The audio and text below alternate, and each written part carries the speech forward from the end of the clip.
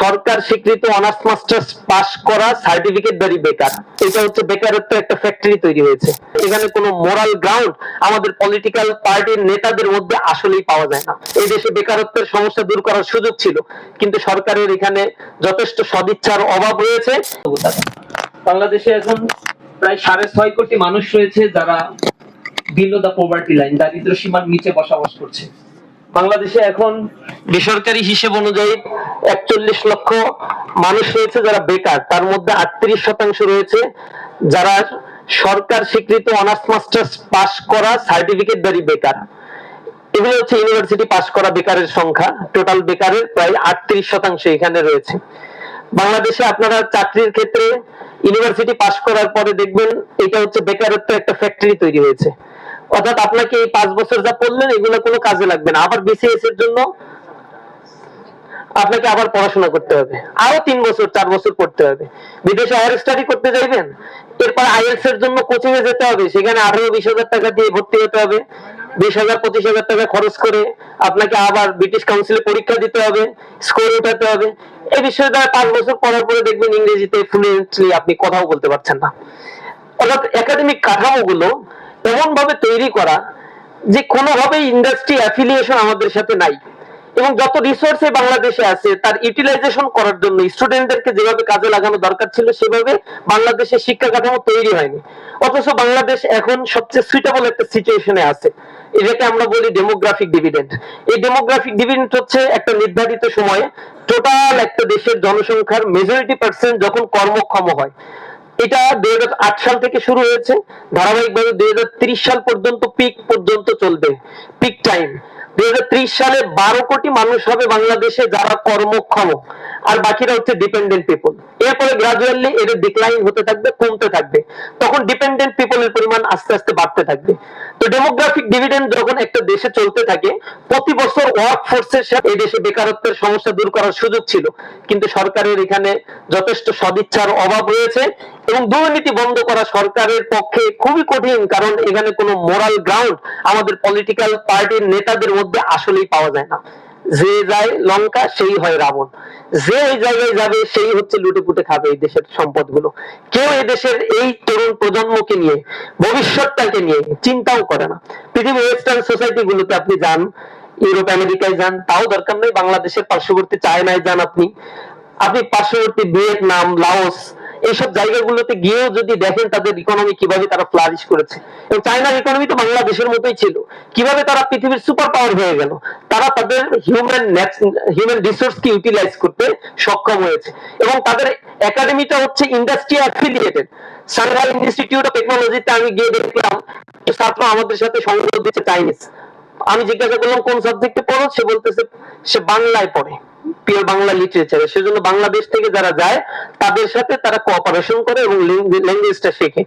তা আমি জিজ্ঞাসা করলাম কিউরিসিটি থেকে কতজন স্টুডেন্ট তোমরা আছো, 20 জন স্টুডেন্ট আছে একটা ব্যাচে, তো বাংলা পড়ো কেন, চায়নায় ভিসা? তখন বললো যে আমাদের এই সাবজেক্টটাই এখানে পড়ছি কারণ বাংলাদেশে আমাদের যত ইন্ডাস্ট্রি আছে এবং সামনে যেগুলো গ্রো হবে সেই জিনিসগুলো লিড দেওয়ার জন্য আমাদের কিছু প্রয়োজন লোক, এই কারণে এই সাবজেক্টটার অনেক ডিমান্ড। আমি বললাম যে ডিমান্ড যেহেতু সেগুলা এত কম কেন, 20 জন 25 জন করে নাই কেন?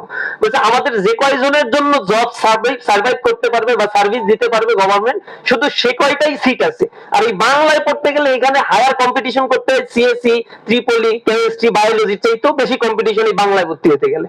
কারণ এখানে ভর্তি হওয়ার পরে পাস করার সাথে সাথে বাংলাদেশেই চায়নার যত বড় বড় ইন্ডাস্ট্রি, হাইটেক ইন্ডাস্ট্রি গুলো তারা তৈরি করে রাখছে, এবং বাংলাদেশে আগামী দিনে তারা যে ধরনের প্রকল্প নিয়ে কাজ করছে তাদের এই জিনিসগুলো শিখিয়ে বাংলাদেশে এমপ্লয়মেন্ট ক্রিয়েট করার জন্যই মূলত তাদেরকে শেখানো হয়। আমি বললাম কি কি সাবজেক্ট বাংলায় পড়ায়? বাংলা লিটারেচারের মধ্যে আমাদের কিন্তু রবি ঠাকুর, শরৎচন্দ্র চট্টোপাধ্যায়, বঙ্কিমচন্দ্র চট্টোপাধ্যায়, জসীমউদ্দিন এগুলো পড়ায় না। বাংলা ভাষাটা শিখায় কমিউনিকেশনের জন্য, আর সব টেকনোলজিক্যাল নলেজ শিখায়। বলে হচ্ছে আইআর শিখো, তোমাদের কমিউনিকেশন মার্কেটিং স্কিল শিখতে হবে। এরপরে তাদের সাবজেক্টের মধ্যে আমি আশ্চর্যজনক দেখলাম সায়েন্সের অনেক, কম্পিউটারের অনেক সাবজেক্ট রয়েছে, মার্কেটিং এর অনেক সাবজেক্ট, ডিজিটাল মার্কেটিং এর অনেক সাবজেক্ট পড়ে কিন্তু বাংলায়। তাই বললাম যে তুই রবি ঠাকুরের চিনো, রবি ঠাকুরের চিনে না, রবি ঠাকুরের চিনে না, বাংলা লিটারেচারে কেমনে পড়ো? ওইসব লিটারেচার টিটারেচার পড়ায় না, সাবজেক্ট পড়ায়, বাংলা ভাষাটা শিখায়, কমিউনিকেশনটা শিখায়। আমাদের এগুলো লিটারেচার পড়লে তো লাভ নাই, লিটারেচার পড়লে তো আমার চাকরি হবে না। আমাকে যেটা দরকার সেটা করাচ্ছে। আমি এটা বোঝানোর চেষ্টা করছি তাদের লেখাপড়াটা কতটা ইন্ডাস্ট্রি ওরিয়েন্টেড। একটা ইউনিভার্সিটিতে একটা সাবজেক্ট খুলতে হবে, 40টা স্টুডেন্ট ভর্তি হবে, ওই ইউনিভার্সিটির ওই সাবজেক্টের টিচারদেরকে এনশিওর করতে হবে কোন ইন্ডাস্ট্রিতে তার আসলে অনার্স মাস্টার্স পাশের পরে চাকরি হবে, সেটাকে তারা বলছে ইন্ডাস্ট্রি অ্যাফিলিয়েশন।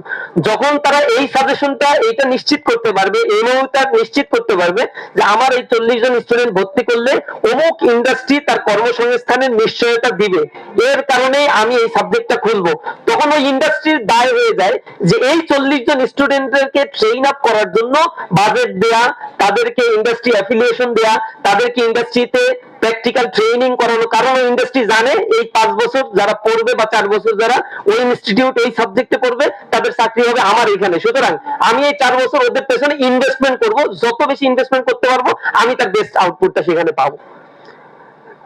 কিভাবে একটা জাতি তৈরি হয়? একটা জাতি স্লোগান, মিছিল, মিটিং আর মানে আনন্দ ফুর্তি করার মধ্য দিয়ে একটা জাতি কখনো গড়ে উঠতে পারে না। বাংলাদেশের অপার সম্ভাবনা আছে এবং ছিল, ভবিষ্যতে যতটুকু সম্ভাবনার দ্বার আর 4-5 বছরের মধ্যে আছে সেটাকে অ্যাভেল করার জন্য আমাদের যেভাবে ট্রেন আপ করা দরকার ছিল, এখনো পর্যন্ত আমাদের শিক্ষা কাঠামোর মধ্যে এমন কোন পরিবর্তন আমরা দেখতে পাইনি যে শিক্ষা কাঠামো আমাদের অনার্স মাস্টার্স পাশের পরে একটা নিশ্চয়তা দিতে পারবে যে সার্টিফিকেট নিয়ে যাওয়ার পরপরই তোমার জন্য এত এত কর্মসংস্থানের ব্যবস্থা আছে। সুতরাং আপনারা একটা অনিশ্চিত জীবনের দিকে আসছেন। জগন্নাথ বিশ্ববিদ্যালয়ে এসেছেন ফার্স্ট ইয়ার, এটা তো অনেক আনন্দের একটা জায়গা। ফার্স্ট ইয়ারে আসলে বন্ধু বান্ধবী সবাই মনে হয় যে ক্লাসের ফার্স্ট হবো, সেকেন্ড হবো, টিচার হবো। এই কারণে সিনিয়রদের সাথে কথাবার্তা বললে, আমি জানি না এই বিশ্ববিদ্যালয়ে এরকম হয় কিনা, শীট গাইডের ব্যাপারটা, শীটের ব্যাপারটা সিনিয়রদের কাছ থেকে নেওয়া, কেউ পড়লে শেয়ার না করা, যা পড়ি নাই আমি দেখি কি হয়, না পড়েই আসছি, তো পড়ি, শেয়ার করতে চাই না, একটু সংকীর্ণ একটা মানসিকতা যে আমি পড়বো, আমি ক্লাসে এক রোল হবো।